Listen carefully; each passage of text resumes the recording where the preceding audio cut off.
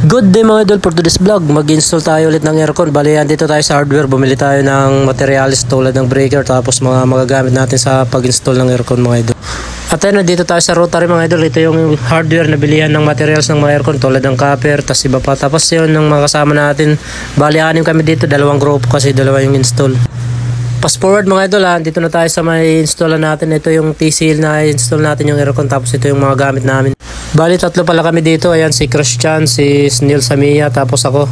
Tapos yung isang grupo, si David, si Randall, tsaka si Ryan. Bali may abang na pala yung may-ari dito ng supply. Ayan yung outlet na yan. At ayun mga idol, nagasimbol muna ako ng bracket para sa outdoor. Tapos yung mag-install ng indoor, si Christian, ako naman sa outdoor. Dati hirap na hirap ako magasimbol ng bracket, pero nagpaturo tayo. Siyempre kailangan natin magpaturo kasi baguhan lang tayo dito eh. At balang araw tayo naman ang magtuturo sa mga bagong mag-apply dito sa aircon technician. Iba-iba pala yung klase ng bracket, may stainless, may bakal. Yung inasimbol natin, bakal yun. At ay nag-sit up na rin ako ng ladder kasi nasa second floor yung ilalagay nating outdoor. Ayan, mismo sa gilid na yan, nakatotok. Bali, sobrang init dito mga idol, kaya tsaga-tsaga lang talaga. Tapos kailangan talaga uminom ng maraming tubig. Tapos ipakita ko yung mga inasimbol ko na yan. Nasimbol ko na yung bracket, yung wire, yung communication. At ayun mga idol, fast forward na. Ayan, nilagyan ko na ng Dynabolt para sa outdoor. Bali, di na ako nakapag-video dito kasi sobrang init. Ayan si Christian na binubutas na yung pader kasi dyan dadaan yung copper.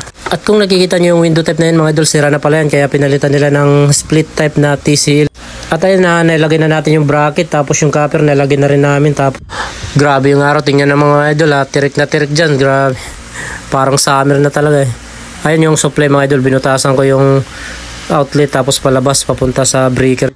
Grabe, na talaga ako dito kaya humingi kami ng tubig sa may-ari, buti malamig kasi may ano naman sila, may rep. Grabe, sobrang init.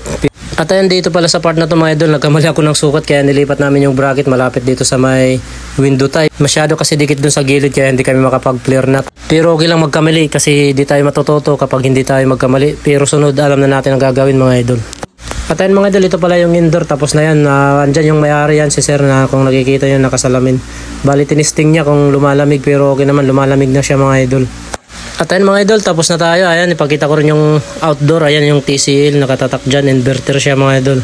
Ayan yung supply natin, yung breaker, tapos yung copper patas. At salamat din pala kay sir dito kasi binigyan kami ng snack. Bali ako na rin nag-supply dito ng aircon mga idol kasi electrician naman tayo. Ay, joke lang pala mga idol. Electrician tayo mga idol kaya alam natin yung susuplayan. At kung natapos mo yung video na to, maraming salamat sa panonood sa vlog na to. At abangan yung mga next vlog natin about sa aircon at sa ibang vlog.